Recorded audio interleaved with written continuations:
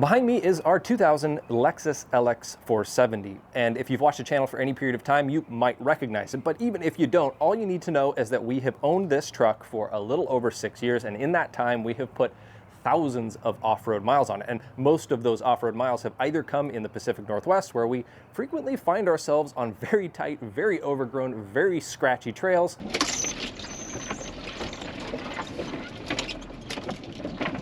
or now in the desert Southwest, where every single plant seems hell-bent on murdering your paint.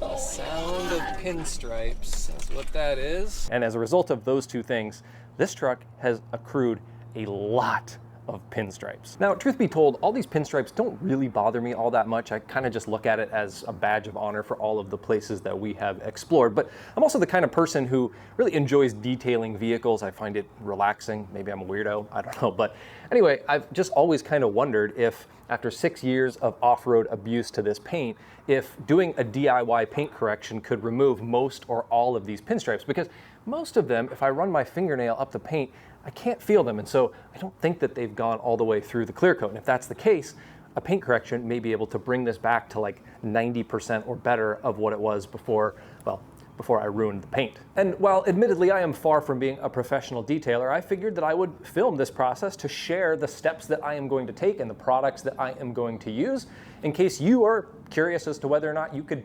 unruin your paint. Hopefully by the end of this video, you'll have a better idea of what the DIY process would look like to do so. And we're gonna find out together at the end of this video how successful or unsuccessful it is, because I have not done this before. This truck has a lot of pinstripes. Some of them are fairly deep. And so we're gonna see where we end up and hope for the best. All right, now I wanna walk you through all of the products that I am going to be using today throughout this process. And the process itself is going to take place in 4 steps. And I will walk you through what each of those steps are and why I'm doing them a little bit later. So don't worry about that yet.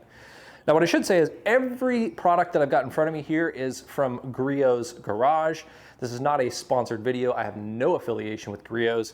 I've just been using their stuff for the last handful of years, washing and detailing my various vehicles, and I really, really like it. So anyway, I have got Griot's clay bar. This is going to be for the second step of the process. Along with the clay bar, we have their Speed Shine, which is basically just going to act as a lubricant for the clay. Then we get into the 3rd and 4th steps, which is where the paint correction actually happens. And to do that, I am going to be using Griot's, this is their G9 orbital buffer.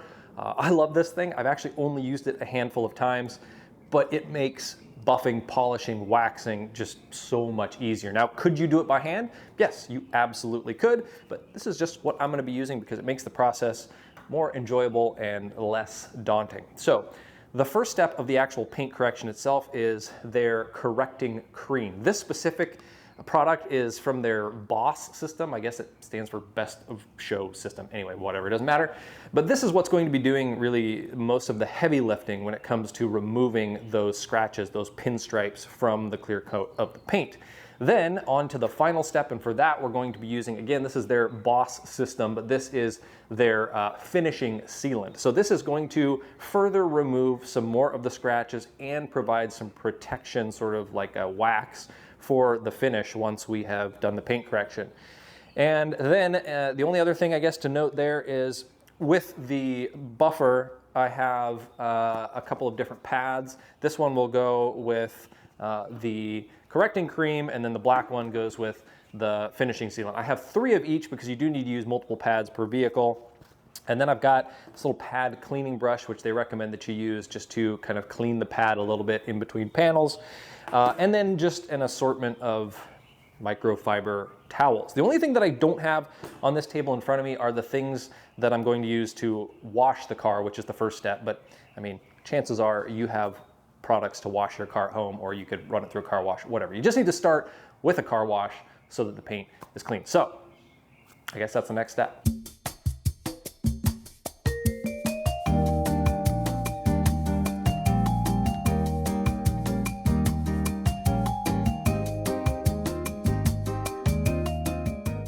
Well, now that the truck is washed and sitting out in the sun, it is very apparent how badly pinstriped it is. I don't know how much of it is going to show up on camera with this lighting, but it is very bad, especially on the passenger side. And usually it's the passenger side that takes the brunt of the pinstriping because, of course, the driver is maybe avoiding things that they can see on their side, and by doing so, tends to scratch the passenger side up a little bit more.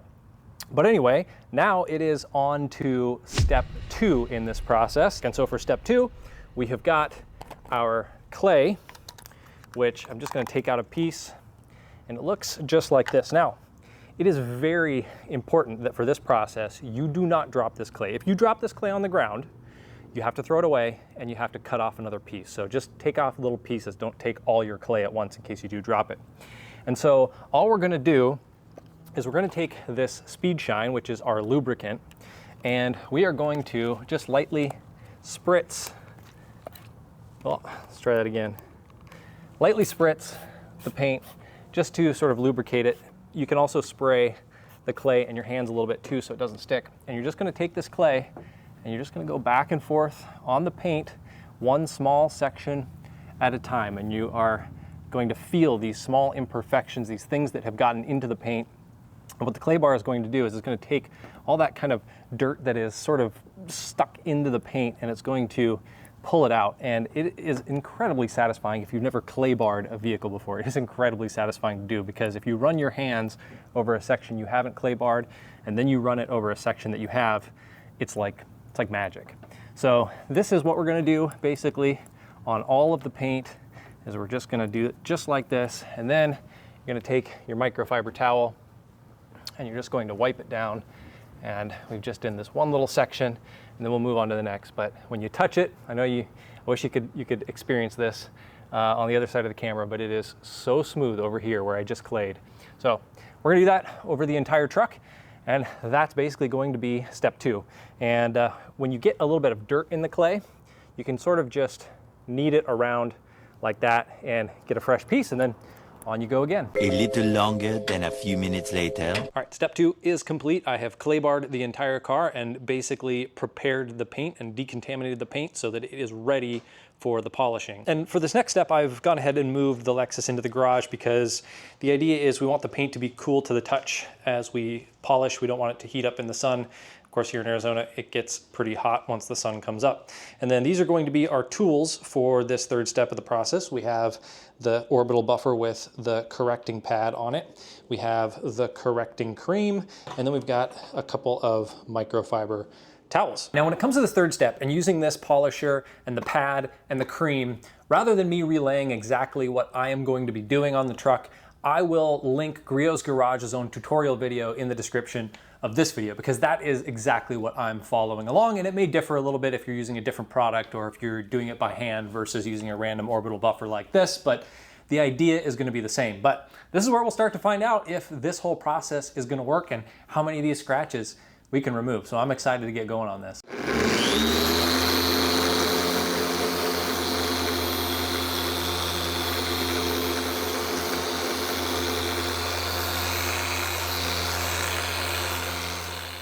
Okay, just a quick little update after doing just the first panel with the correcting cream and the polisher. So I've not done this door yet. You can see all the pinstripes, at least hopefully you can on camera. And then I did do just this front quarter panel here.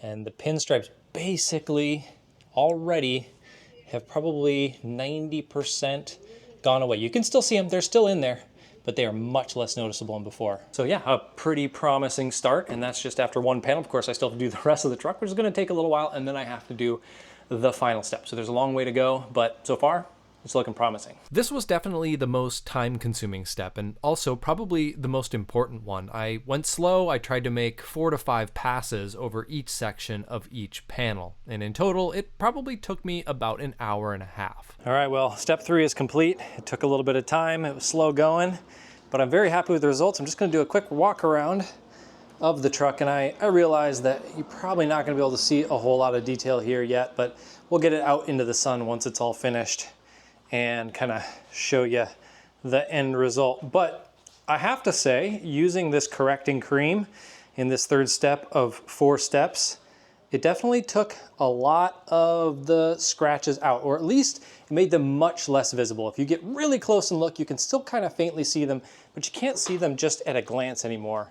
And that I think is a pretty big win. And so now on to the fourth and final step, which is to use this finishing sealant. And this is going to take out some more of the light to moderate scratches, defects in the paint, and it's going to kind of act as a protectant to the paint. It's going to give it a shine. It's going to function like a wax. And so I'm not going to film this step because functionally it is basically exactly the same as the previous step. I'm going to use the random orbital buffer. I'm going to go all the way around the truck. I'm going to take my time, and once it's all done, we'll be ready to wheel the truck back out into the sun and see what the finished product looks like, which I'm very excited for. And after this third step, I'm hopeful that it's going to look really good.